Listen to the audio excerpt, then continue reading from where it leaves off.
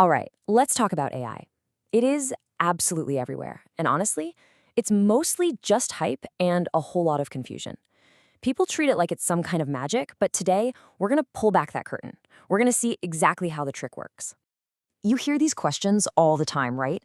The way we talk about it, we make AI sound like a person, like some new kind of being. But you know what? Those are exactly the wrong questions to be asking. To really get what's going on, we have to cut through all the marketing noise. Words like thinking, reasoning, creativity. For right now, let's just push them to the side. They don't actually help us understand what's happening under the hood.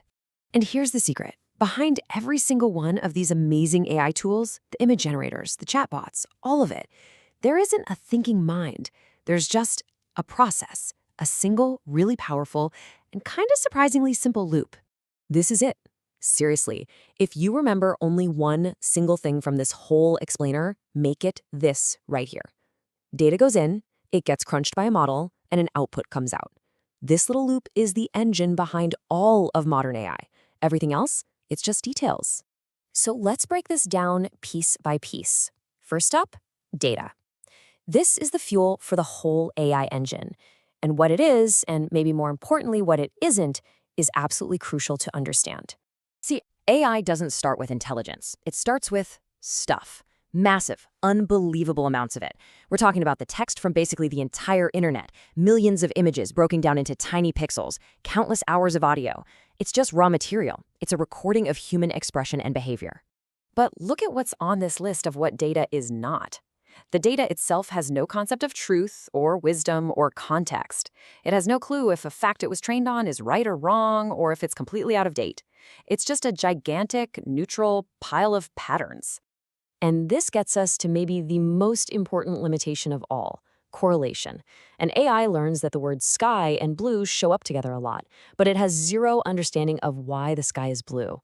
Physics, light scattering, all that. This is the absolute key to why an AI can sound so confident while being totally, completely wrong. It's just matching patterns it has seen before.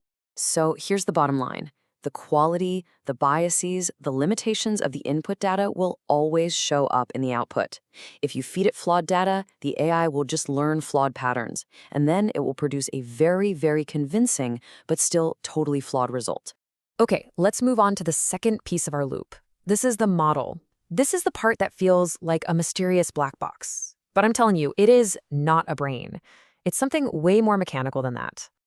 At its most basic, you can think of a model just like this. Information, our data, comes in one side, it goes through some processing layers in the middle, and then something new comes out the other side. Looks simple enough, right? Well, okay. In reality, that middle part looks a little more like this. Yeah. This is a diagram of a transformer architecture, which is the foundation for models like GPT.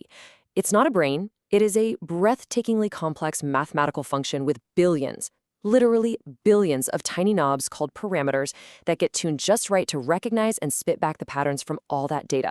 Now, here's the thing that most people totally miss, and it is so important. There are two completely separate stages. Training is that super slow, super expensive, offline process, where all those billions of knobs get tuned. But using it, what you and I do every day, that's called inference, and it's instant. But here's the kicker. The model is frozen. No new learning is happening at all. And this diagram, yeah, it's complex, but it shows it perfectly. Just look at the two big sections.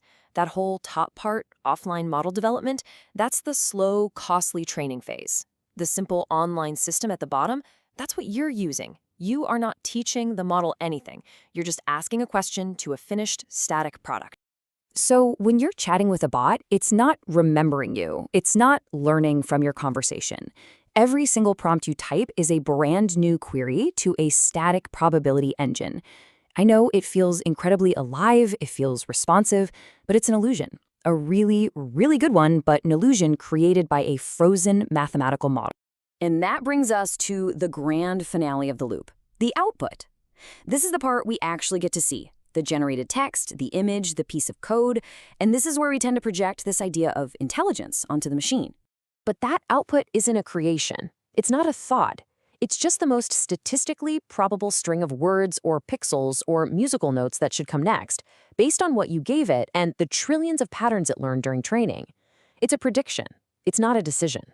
Okay, Okay, so if it's really just this simple loop, data, model, output, and it's not actually thinking, then why is it changing the entire world? Why is this so incredibly disruptive? Its power isn't in its intelligence, it's in its execution. This loop can be run at a scale and a speed and a consistency that is just physically impossible for any human. It never gets tired, it never gets bored, it never has a bad day. It can do that same pattern matching task millions of times in a row without a single break. That's why it's so powerful. And this brings us to the most important point of all. Because once you really understand this loop, you realize the AI isn't the one in charge. The power doesn't belong to the tool. It shifts right back to you, the user. Think about it. The AI doesn't have goals. It doesn't have intentions. You do. Your intelligence is what makes it useful. You're the one who designs better prompts. You decide what a good output even looks like. You chain these simple loops together to solve complex problems. And most importantly, you apply human judgment and common sense, the very things the AI will never, ever have. So if you want one mental model that changes everything, this is it. It's a really simple shift in thinking, but it's profound. Stop thinking of AI as a thinking machine. Start thinking of it as a transformation engine. It transforms your text prompt into an image. It transforms a complex question into a simple answer. It transforms a messy pile of data into a clean summary. It's just a tool that changes the form of data based on patterns it's already learned. That's it. And that's the whole foundation. It's not magic. It is not alive. AI is simply a transformer of patterns operating at an incredible scale, running the same loop over and over and over. Data in, output out, forever. And the person who understands that loop, that's the one who's truly in control.